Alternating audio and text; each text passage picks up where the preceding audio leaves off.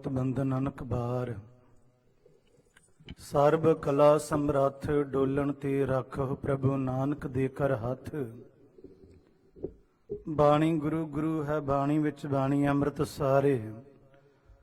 गुरबाणी कह सेवक जन मानै प्रतख गुरु निस्तारे। जुगो जुगा अटल शब्द गुरु प्रतख गुरु पूरा गुरु समरथ गुरु साहिब सतगुरु श्री गुरु ग्रंथ साहिब सच्चे पातशाह जी दी पावन पितर हजूरी अंदर जुड़ के बैठी सत्कारयोग गुरु की संगत अते समूह गुरु कीआं संगतां घरां विच गुरु दरबार दे नाल सुरत जोड़ के बैठियां इंटरनेट के माध्यम राहीं टैलीविजन के साधन राहीं एक बार मनो बिरते नूं एकाग्र करदे मुख रसना पवित्र करियो। आखियो सतनाम श्री वाहिगुरू जी।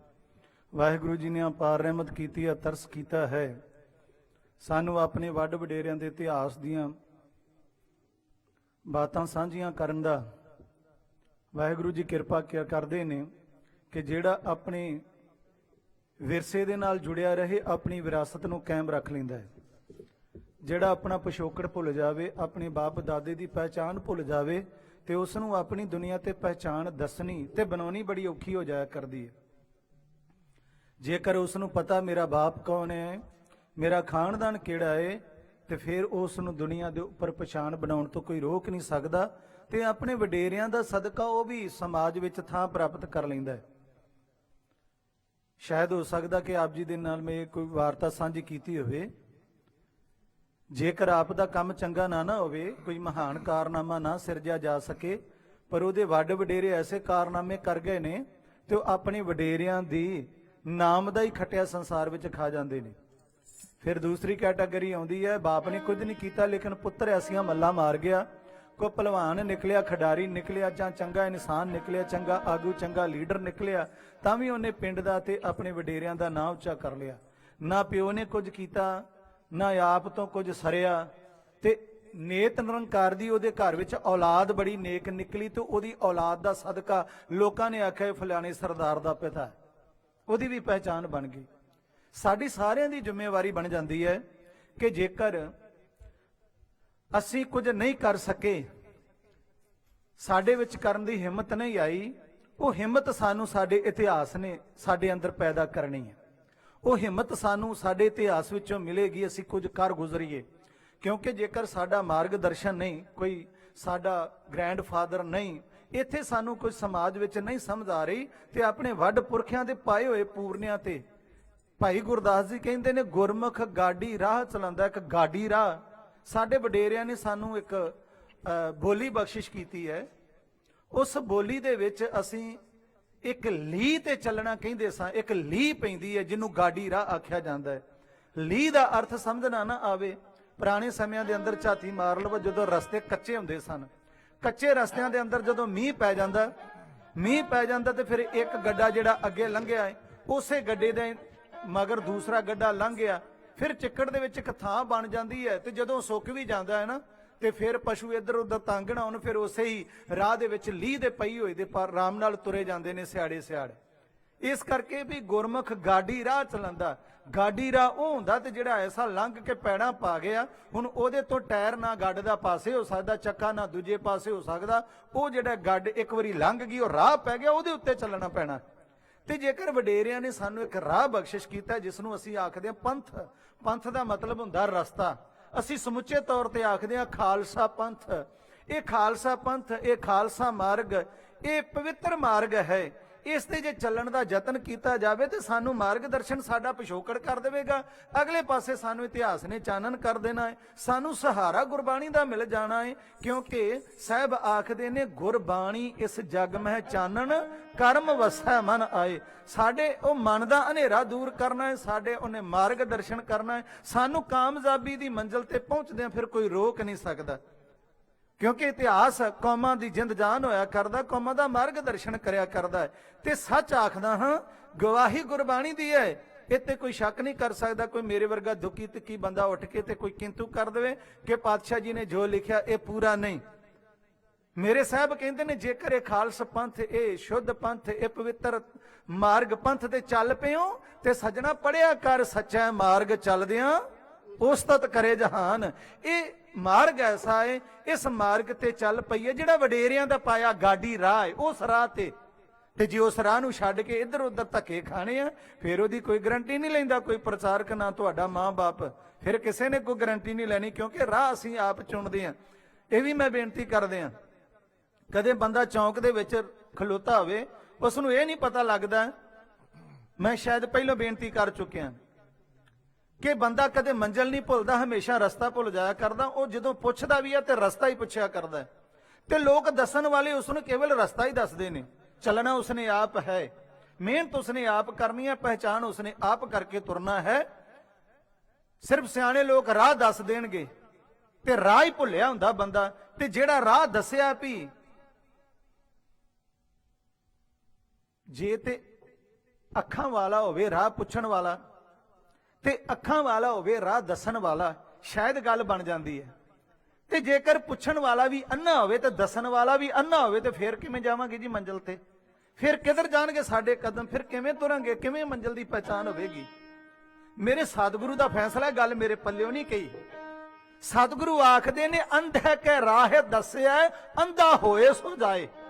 ਅੰਨੇ ਦਾ ਰਾਹ ਦੱਸਿਆ, ਅਗਰ ਬੰਦਾ ਤੁਰ ਪਿਆ ਤੇ ਸਮਝ ਲੈਣਾ ਉਹ ਜਿਹੜਾ ਤੁਰ ਪਿਆ ਨਾ ਅੰਨੇ ਦੇ ਦੱਸੇ ਰਾਹ ਤੇ, ਉਹ ਵੀ ਅੰਨਾ ਹੀ ਹੋਵੇਗਾ, ਅੱਖਾਂ ਉਹਦੇ ਕੋਲ ਵੀ ਨਹੀਂ, ਭਾਵ ਪਤਾ ਉਹਨੂੰ ਵੀ ਕੋਈ ਨਹੀਂ, ਸੋਝੀ ਉਹਨੂੰ ਵੀ ਕੋਈ ਨਹੀਂ। ਤੇ ਸਤਿਗੁਰੂ ਅਗਲੀ ਪੰਕਤੀ ਵਿੱਚ ਬੜਾ ਸੁੰਦਰ ਨਿਰਣਾ ਕਰਦੇ ਨੇ, ਕਹਿੰਦੇ ਨੇ, ਹੋਏ ਸੁਜਾਖਾ ਨਾਨਕਾ ਸੋ ਕਿਉਂ ਉਜੜ ਪਾਏ। ਫਿਰ ਪੰਕਤੀ ਦੁਹਰਾ ਦਿਆਂ, ਅੰਧੇ ਕੇ ਰਾਹ ਦੱਸਿਆ ਅੰਧਾ ਹੋਏ ਸੋ ਜਾਏ, ਹੋਏ ਸੁਜਾਖਾ ਨਾਨਕਾ ਸੋ ਕਿਉਂ ਉਜੜ ਪਾਏ। ਜੇਕਰ ਅੰਨੇ ਦੇ ਮਗਰ ਲੱਗ ਕੇ ਅੰਨੇ ਬਣ ਕੇ ਤੁਰਨਾ ਹੈ ਤੇ ਹਰ ਮਨੁੱਖ ਸੁਤੰਤਰ ਹੈ, ਹਰ ਮਨੁੱਖ ਦੀ ਮਰਜ਼ੀ ਆਪ ਦੀ ਹੈ, ਕਰੇ ਫਿਰ ਉਹ ਆਪਦੀ ਮਨ ਮਰਜ਼ੀ, ਫਿਰ ਕਿਸੇ ਨੂੰ ਉਲਾਂਭਾ ਨਾ ਦੇ, ਮੈਨੂੰ ਕਿਸੇ ਨੇ ਸੁਚੇਤ ਨਹੀਂ ਕੀਤਾ। ਤੇ ਜੇਕਰ ਅੱਖਾਂ ਵਾਲਾ ਹੈ, ਅੱਖਾਂ ਖੋਲ ਕੇ ਤੁਰਦਾ ਹੈ, ਐਸਾ ਨਾ ਹੋ ਜਾਵੇ ਮਨ ਜਾਣਤ ਸਭ ਬਾਤ, ਮਨ ਜਾਣਤ ਸਭ ਬਾਤ, ਜਾਣਤ ਹੀ ਔਗਣ ਕਰੇ, ਕਾਹੇ ਕੀ ਕੁਸਲਾਤ ਹਾਥ ਦੀਪ ਕੂਏ ਪਰੇ। ਮਨ ਸਾਰਾ ਕੁਝ ਜਾਣਦਾ, ਗਾਂ ਟੋਏ ਟਿੱਬੇ ਆਉਣਗੇ, ਮਾੜਾ ਰਸਤਾ ਹੈ, ਹੱਥ 'ਚ ਦੀਵਾ ਵੀ ਲੈ ਲਿਆ ਤੇ ਫਿਰ ਵੀ ਖੂਹ 'ਚ ਡਿੱਗ ਪਿਆ, ਤੇ ਉਹਦੇ ਵਿੱਚ ਸਾਡਾ ਕੀ ਕਸੂਰ ਹੈ?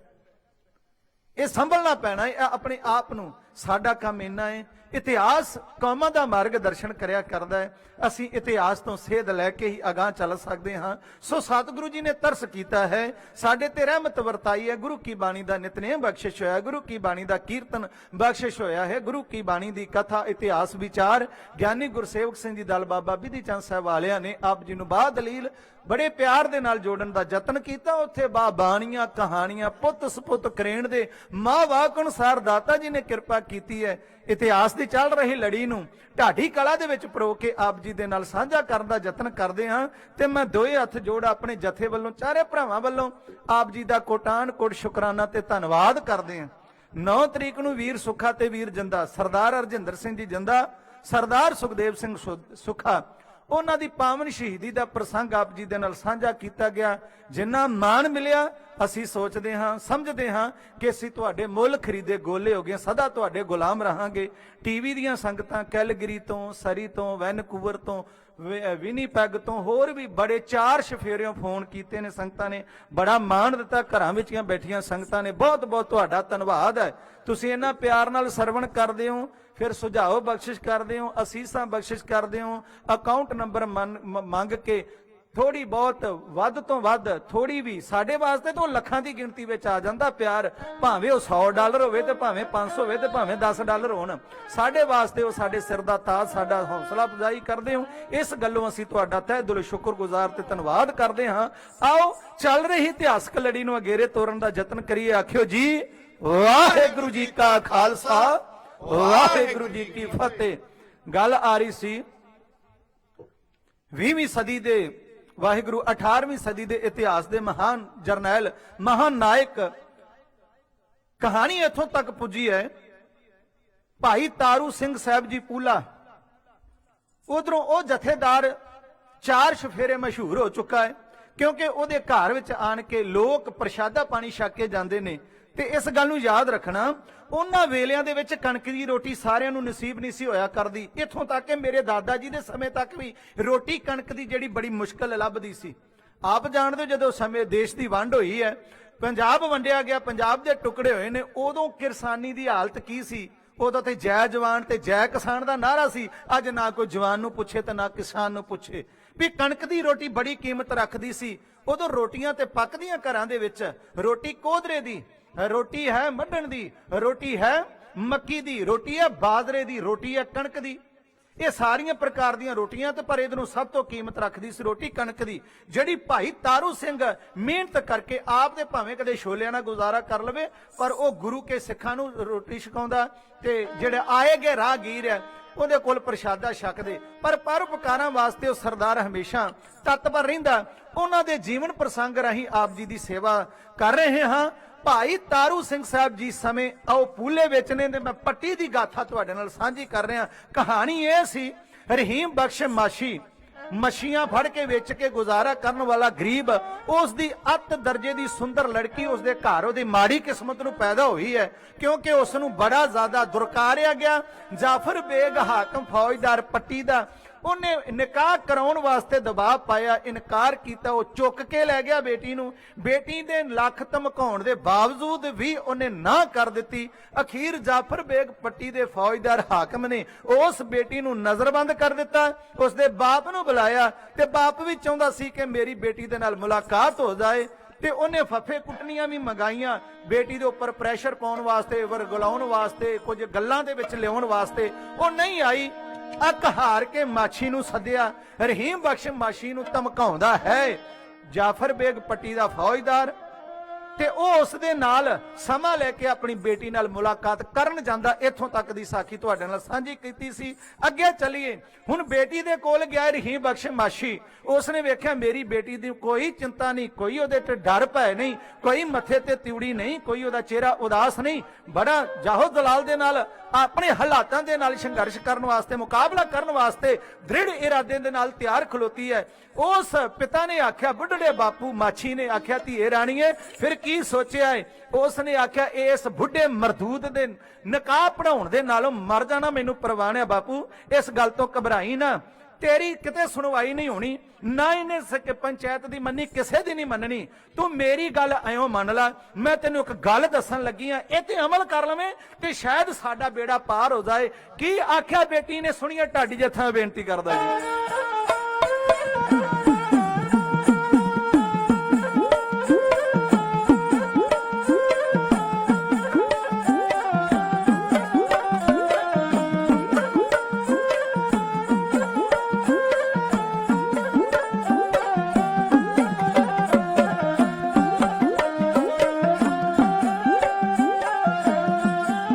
बेटी आखदी सिखा जल जा बापू, बेटी आखदी सिखा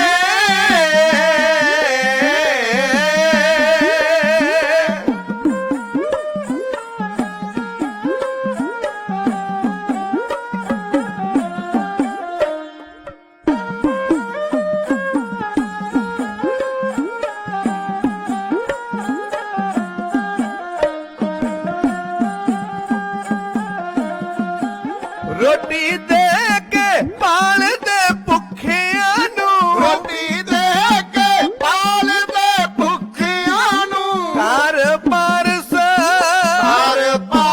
ਮਣੀ ਜੋ ਆਵਦੇ ਨੇ, ਘਰ ਪਾਰਸ ਮਣੀ ਜੋ ਆਵਦੇ ਨੇ, ਘਰ ਪਾਰਸ ਮਣੀ ਜੋ ਆਵਦੇ ਨੇ।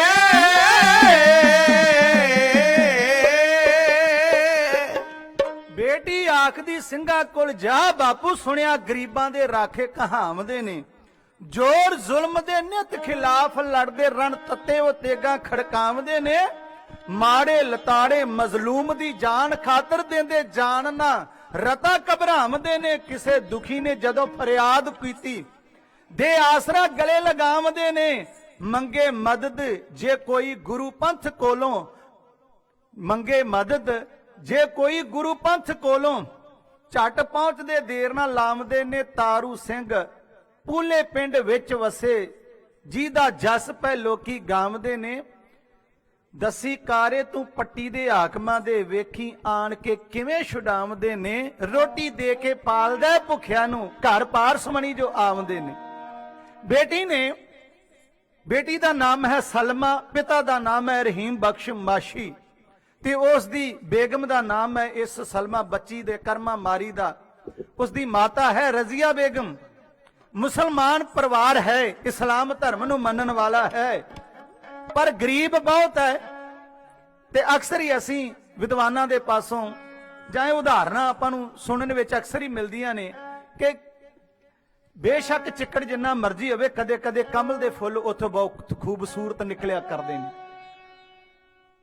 ਹਰ ਚੰਗਿਆਈ ਕਿਸੇ ਨਾ ਕਿਸੇ ਦੀ ਦੌਲਤ ਉਹਦੀ ਵੈਰਨ ਬਣ ਜਾਂਦੀ ਹੈ, ਕਿਸੇ ਦਾ ਹੁਸਨ, ਉਹਦੀ ਸੁੰਦਰਤਾ ਉਹਦਾ ਵੈਰੀ ਬਣ ਜਾਂਦੀ ਹੈ। ਇਹੋ ਹੀ ਹਾਲ ਇਸ ਪਰਿਵਾਰ ਨਾਲ ਹੋ ਰਿਹਾ।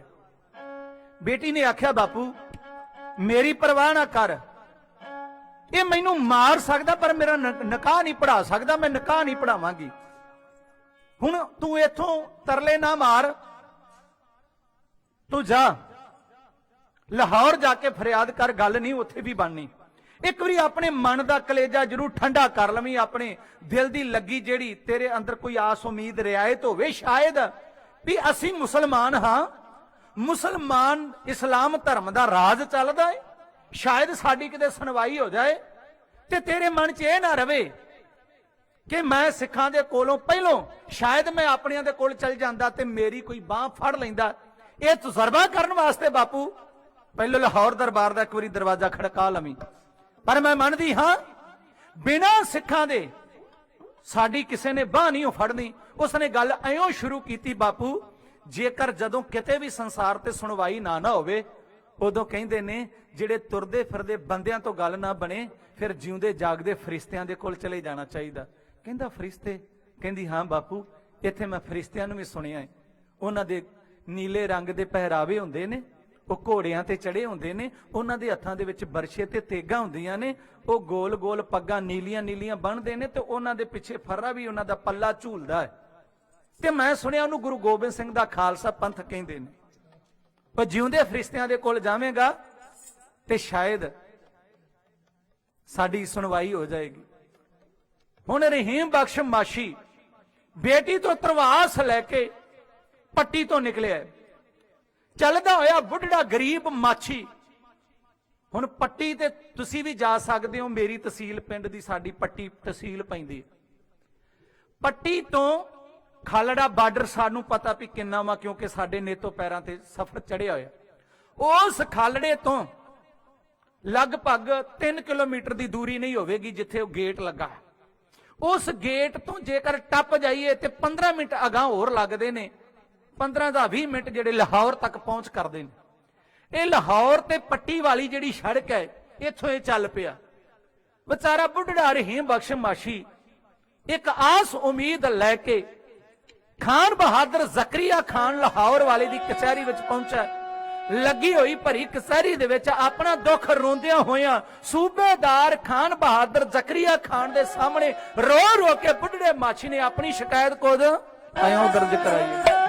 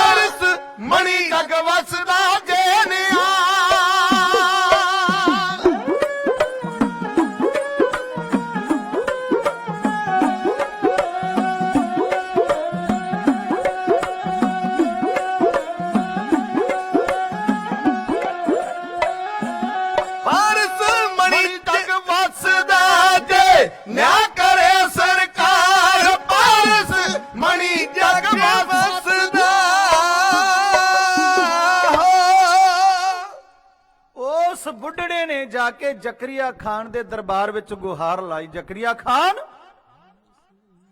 तेरा हाकम है, तेरे वालों साजिया होया फौजदार पट्टी दा, मेरी मासूम बालड़ी नूं दिन दिहाड़े धक्के नाल चुक के लै गया है, मैं तेरे कोल आया, मेरी धी छुड़ा के दे दे।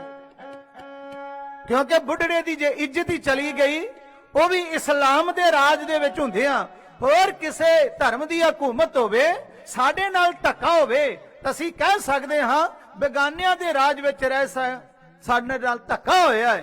राज भी अपनियां दा ते अपनियां दे नाल ही धक्का होवे ते जदों सरकार न्याय ना करे ते प्रजा किहड़े खूह विच जावे। इस करके हाकमा तेरे अगे हथ जोड़दा हां, पट्टी दे फौजदार कोलों मेरी धी मैनू छुड़ा के दे दे।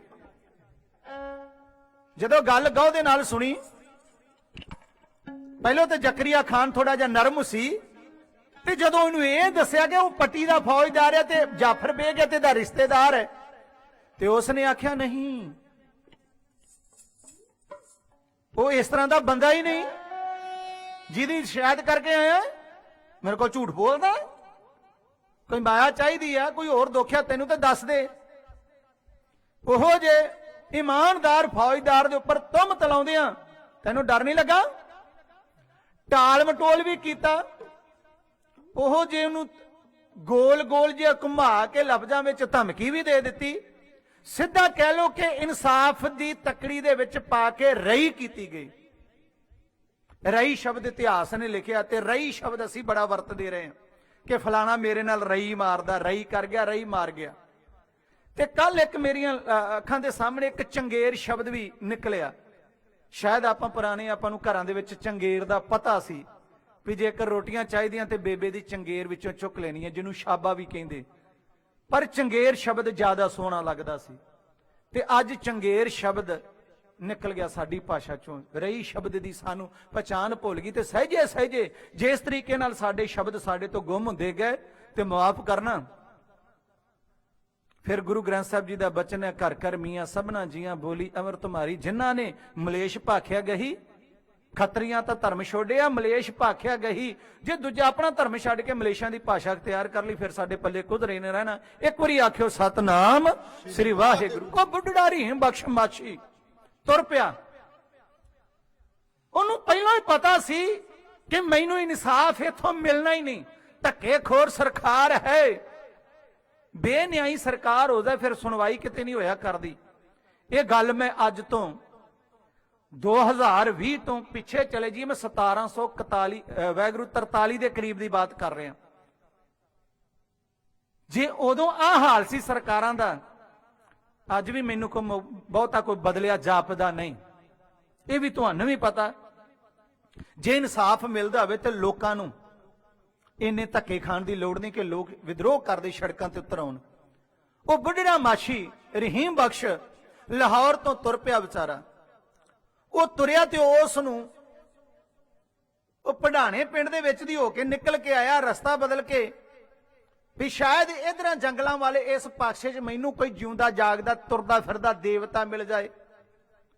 उन्होंने इस गल का पता लगा भी मैनू हुण हनेरा हो गया है, मैं कित्थे जावां। रावां तो राहीगीरां तो पुछदा होया भी मैनू कोई रात वास्ते आसरा मिल जाएगा। उन्हें आख्या जिस इलाके च तू पहुंच गया है, इथों आ तेरे ओ जिथे दीवे दूर जगदे ने उत्थे एक पिंड वसदा, उन्होंने पूला पिंड कहिंदे ने, ते सरदार तारू सिंह दे कोल उत्थे चला जा, ते तैनू रात भी बिस्तरा मंजा भी मिल जाएगा, तैनू भोजन प्रशादा भी मिल जाएगा। वो बुढ़ड़ा माछी उस घर की आस तक के आ गया है, ते घर विच उसने जिवें पहुंच के जो तस्वीर वेखी है ना, उस तस्वीर नूं वाहिगुरू जी की कृपा हुई, दास दी कलम ने वो करन दा यतन कीता है। सुनिए ढाडी जत्था इउं बेनती करदा, प्यार नाल सरवण करे।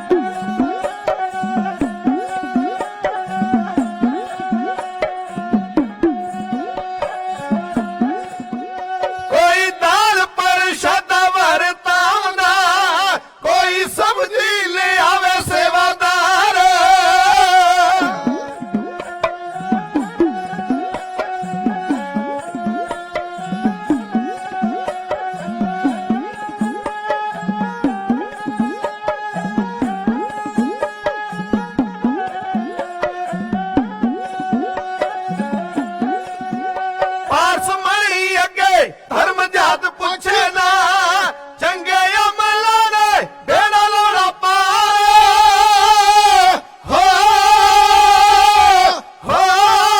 ਕਰਮਾਂ ਵਾਲਿਓ ਹੋ ਭੇਦ ਭਾਵ ਰੋਟੀ ਮਿਲੇ ਸਭ ਨੂੰ,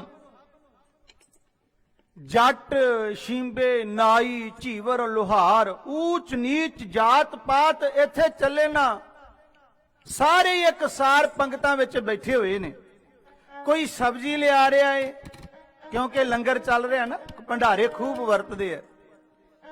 ਅੱਗੇ ਧਰਮ ਜਾਤ ਨਹੀਂ ਪੁੱਛਦਾ, ਧਰਮ ਤੋਂ ਭਾਵ ਧਰਮ ਰਾਏ, ਉਹ ਜਾਤ ਨਹੀਂ ਪੁੱਛਦਾ। ਚੰਗੇ ਅਮਲਾਂ ਨੇ ਬੇੜਾ ਲਾਉਣਾ ਪਾਰ। ਗੁਰੂ ਆਖਦਾ ਜਾਤ ਕਾ ਗਰਭ ਨਾ ਕਰ ਮੂਰਖ ਗਵਾਰਾ। ਮੁਆਫ ਕਰਨਾ, ਇੱਕ ਗੱਲ ਵਿੱਚ ਹੀ ਸਾਰਾ ਕੁਝ ਕਹਿ ਦੇਣਾ ਚਾਹੁੰਦਾ। ਜਿਹੜਾ ਸਿੱਖ ਹੈ ਉਹਦੀ ਜਾਤ ਨਹੀਂ, ਜਿਹੜਾ ਜਾਤ ਰੱਖਦਾ ਉਹ ਸਿੱਖ ਨਹੀਂ। ਸਾਡੇ ਗੁਰਦੁਆਰੇ ਵੀ ਜਾਤਾਂ ਦੇ ਨਾਮ ਤੇ, ਸਾਡੇ ਵਿਆਹ ਕਾਰਡ ਵੀ ਜਾਤਾਂ ਦੇ ਨਾਮ ਤੇ। ਜਾਤ ਪਾਤ ਦਾ ਕੋਡ ਸਾਡੇ ਗਲੋਂ ਲੱਥਾ ਕੋਈ ਨਹੀਂ ਜੇ ਅਸੀਂ ਆਖੀ ਵੀ ਕੋਡ ਲੈ ਗਿਆ ਗਲੋਂ। ਇਹ ਓਨਾ ਹੀ ਵੱਧ ਚਿੰਬੜ ਗਿਆ। ਗੁਰੂ ਨੇ ਖਾਲਸਾ ਪੰਥ ਬਣਾਇਆ ਸੀ, ਇੱਕ ਬਾਟੇ ਦੇ ਵਿੱਚ ਪਤਾਸੇ ਪਾਉਣ ਦਾ ਵੀ ਇਹੋ ਮਕਸਦ ਸੀ। ਕੋਈ ਪਤਾਸਾ ਮੋਟਾ ਹੁੰਦਾ, ਕੋਈ ਛੋਟਾ ਹੁੰਦਾ, ਕੋਈ ਪਤਲਾ, ਕੋਈ ਚਪਟਾ, ਕੋਈ ਗੋਲ। ਤੇ ਜਦੋਂ ਪਾਣੀ 'ਚ ਪੈ ਕੇ ਘੁਲ ਗਏ, ਸਾਰਿਆਂ ਦੀ ਮਿਠਾਸ ਇੱਕੋ ਜੀ, ਸਾਰੇ ਇੱਕੋ ਹੀ ਰੂਪ ਹੋ ਗਏ। ਤੇ ਜਿਹੜਾ ਬਾਟਾ ਜਦੋਂ ਅੰਮ੍ਰਿਤ ਛਕਾਉਂਦੇ ਆ ਨਾ, ਉਹ ਫਿਰ ਪੰਜ ਪਿਆਰੇ ਬਾਟਾ ਫੜਦੇ ਆਇਓ ਆ। ਜਿੱਥੇ ਪਹਿਲੇ ਦੇ ਬੁੱਲ ਲੱਗਣੇ ਆ ਨਾ, ਉੱਥੇ ਹੀ ਦੂਸਰੇ ਦੇ ਬੁੱਲ ਲੱਗਦੇ, ਉੱਥੇ ਹੀ ਤੀਸਰੇ ਦੇ ਬੁੱਲ ਲੱਗਦੇ, ਫਿਰ ਇਦਾਂ ਹੀ ਲਾਈਨ ਤੁਰੀ ਜਾਂਦੀ ਹੈ। ਤੇ ਉਹ ਜਿਹੜੇ ਬੁੱਲ ਲੱਗਣ ਵਾਲਾ ਬਾਟਾ ਹੈ, ਉਹਦੇ ਵਿੱਚ ਅੰਮ੍ਰਿਤ ਕਿਹੜਾ ਹੁੰਦਾ ਹੈ? ਜਦੋਂ ਅੰਮ੍ਰਿਤ ਦਾ ਚੂਲਾ ਛਕਾਉਂਦੇ ਆ ਨਾ, ਜਿਹੜਾ ਇਸ ਚੂਲੇ ਦੇ ਵਿੱਚੋਂ ਡਿੱਗਣਾ ਹੈ ਨਾ, ਉਹ ਉਸ ਬਾਟੇ ਵਿੱਚ ਪੈਂਦਾ ਹੈ। ਅੰਮ੍ਰਿਤ ਛਕਾ ਕੇ ਇੰਨੇ ਇੱਕ ਮਿੱਕ ਕੀਤੇ ਜਾਂਦੇ ਨੇ। ਅੰਮ੍ਰਿਤ ਛਕਣ ਤੋਂ ਬਾਅਦ ਵੀ ਆਖਦੇ ਅਸੀਂ ਧੀ ਦਾ ਰਿਸ਼ਤਾ ਕਰਨਾ, ਕੋਈ ਸਾਡੀ ਜਾਤ ਬਰਾਦਰੀ ਵਾਲਾ ਵੇਖਿਓ ਜੇ। ਪਹਿਲਾ ਸਵਾਲ ਇਹੋ ਕਰਦੇ ਨੇ। ਖੈਰ, ਭਾਈ ਤਾਰੂ ਸਿੰਘ ਸਾਹਿਬ ਜੀ ਦੇ ਘਰੇ ਬੁੱਢਾ ਰਹੀਮ ਬਖਸ਼ ਮਾਛੀ ਪਹੁੰਚ ਗਿਆ। ਉਸਨੇ ਵੇਖਿਆ ਹੈ ਇੱਥੇ ਜਾਤ ਪਾਤ ਊਚ ਨੀਚ ਧਰਮ ਕੋਈ ਨਹੀਂ ਪੁੱਛਦਾ। ਆਵਾਜ਼ ਆਉਂਦੀ ਹੈ, ਨਾਨਕ ਨਾਮ ਚੜ੍ਹਦੀ ਕਲਾ ਤੇਰੇ ਭਾਣੇ ਸਰਬੱਤ ਦਾ ਭਲਾ। ਸਮਾਂ ਸਮਾਪਤ ਹੋ ਗਿਆ ਹੈ। ਪਰਸੋਂ 9 ਤਰੀਕ ਨੂੰ ਵੀਰ ਜਿੰਦੇ ਤੇ ਸੁਖੇ ਦੀ ਸ਼ਹਾਦਤ ਦਾ ਪ੍ਰਸੰਗ ਸਰਦਾਰ ਹਰਜਿੰਦਰ ਸਿੰਘ ਜੀ ਜਿੰਦਾ, ਸੁਖਦੇਵ ਸਿੰਘ ਜੀ ਸੁੱਖਾ ਸਾਹਿਬ ਜੀ ਦਾ ਪ੍ਰਸੰਗ ਉਹ ਰਿਕਾਰਡ ਹੋਇਆ ਹੈ। ਉਹ ਅੱਜ 9:30 ਵਜੇ, ਅੱਜ ਹੁਣ 9:30 ਵਜੇ ਉਹ ਅਮਰੀਕਾ ਤੋਂ ਪੰਜਾਬੀ ਵਿਰਾਸਤ USA ਟਾਈਟਲ ਦੇ ਅਧੀਨ ਉਹ ਲਾਈਵ ਚੱਲੇਗਾ। ਉਹਨਾਂ ਨੇ ਚਲਾਉਣਾ ਹੈ। ਤੇ ਜਿਨ੍ਹਾਂ ਦੇ ਕੋਲ ਸਮਾਂ ਹੈ, ਕਿਉਂਕਿ ਟੀਵੀ ਵਾਲੀ ਸੰਗਤ ਨੇ ਵੀ ਘਰਾਂ ਬੈਠਿਆਂ 'ਚ ਫੋਨ ਕੀਤੇ ਸੀ ਵੀ ਰਿਕਾਰਡ ਕੀਤਾ ਤੇ ਇਹਦੀ CD ਬਣਾ ਕੇ ਸਾਨੂੰ ਭੇਜ ਦਿਓ। ਤੇ ਉਹ ਹੁਣ ਪੱਕਾ ਹੀ ਨੈਟ ਤੇ ਚੜ ਜਾਣਾ ਹੈ। ਉਹ ਸਾਰਿਆਂ ਨੇ ਸੁਣਦੇ ਨੇ ਤੇ ਜਿਹੜੀ ਸਾਰੀ ਸੰਗਤ ਸੁਣ ਰਹੀ ਹੈ, ਸਭ ਦਾ ਧੰਨਵਾਦ ਹੈ। ਪ੍ਰਸੰਗ ਲਿਖਦਿਆਂ ਵੀ ਭੁੱਲਾਂ ਹੁੰਦੀਆਂ ਨੇ, ਬੋਲਦਿਆਂ ਵੀ ਭੁੱਲਾਂ ਹੁੰਦੀਆਂ ਨੇ, ਗਾਉਂਦਿਆਂ ਵੀ ਭੁੱਲਾਂ ਹੁੰਦੀਆਂ ਨੇ। ਤੇ ਮਨੁੱਖ ਦੀ ਫਿਤਰਤ ਹੈ ਭੁੱਲਣ ਅੰਦਰ ਸਭ ਕੋ, ਅਭੁੱਲ ਗੁਰੂ ਕਰਤਾਰ ਭੁੱਲਾਂ ਦੀਆਂ। ਖਿਮਾ ਬਖਸ਼ਿਸ਼ ਕਰਦਿਆਂ ਆਖਿਓ ਜੀ ਵਾਹਿਗੁਰੂ ਜੀ ਕਾ ਖਾਲਸਾ, ਵਾਹਿਗੁਰੂ ਜੀ ਕੀ ਫਤਿਹ। ਰਾਮ ਕਲੀ ਮਹੱਲਾ ਤੀਜਾ। ਆਨੰਦ ਇੱਕ ਓੰਕਾਰ ਸਤਿਗੁਰ ਪ੍ਰਸਾਦ। ਆਨੰਦ ਪਿਆ ਮੇਰੀ ਮਾਏ ਸਤਿਗੁਰੂ ਮੈਂ ਪਾਇਆ ਕਰਤਾ ਪਾਇਆ ਸਹਿਜ ਸੇਤੀ। ਮਨ ਵਜਿਆ ਵਧਾਇਆ ਰਾਗ ਰਤਨ ਪਰਵਾਰ ਭਰੀਆਂ ਸ਼ਬਦ ਗਾਵਣ ਆਇਆ ਸਬਦੋ ਨ ਗਾਵੋ ਹਰੀ ਕੇਰਾ। ਮਨ ਜਿਨੀ ਵਸਾਇਆ ਕਹੇ ਨਾਨਕ ਆਨੰਦ ਹੋਆ ਸਤਿਗੁਰੂ ਮੈਂ ਪਾਇਆ ਏ ਮਨ ਮੇਰਿਆ ਤੂੰ ਸਦਾ ਹਰ ਨਾਲੇ ਹਰ ਨਾਲ ਰਹੋ ਤੂੰ ਮਨ ਮੇਰੇ। ਦੁੱਖ ਸਭ ਵਿਸਾਰਨਾ ਅੰਗੀਕਾਰੋ ਕਰੇ ਤੇਰਾ ਕਾਜ ਸਭ ਸਵਾਰਨਾ ਸਭਨਾ ਗਲਾ ਸਮਰੱਥ ਸੁਆਮੀ। ਸੋਗਿ ਮਨਾ ਵਸਾਰੇ ਕਹੇ ਨਾਨਕ ਮਨ ਮੇਰੇ ਸਦਾ ਹਰ ਨਾਲੇ ਸਾਚੇ ਸਾਹਿਬਾ ਕਿਆ ਨਹੀਂ ਕਰਦੇ ਰੇ ਕਰਤਾ ਤੇਰੇ ਸਭ ਕਿਛ ਹੈ। ਇਸ ਦੇ ਸੁਭਾਵ ਸਦਾ ਸਿਫਤ ਸਲਾਹ ਤੇਰੀ ਨਾਮ ਮਨ ਵਸਾਵੇ ਨਾਮ ਜਿਨ ਕੇ ਮਨ ਵਸਿਆ। ਆਜੇ ਸ਼ਬਦ ਕਨੇਰੇ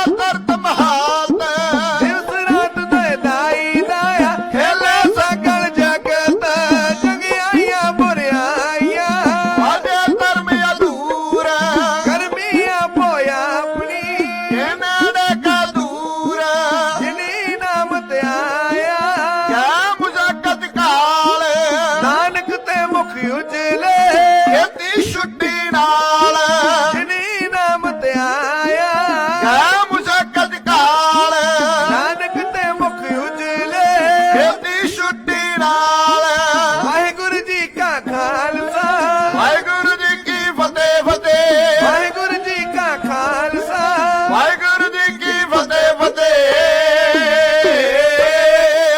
ਵਾਹਿਗੁਰੂ ਜੀ ਕਾ ਖਾਲਸਾ ਵਾਹਿਗੁਰੂ ਜੀ ਕੀ ਫਤਿਹ। ਤੂੰ ਠਾਕੁਰ ਤੁਮ ਪਹਿ ਅਰਦਾਸ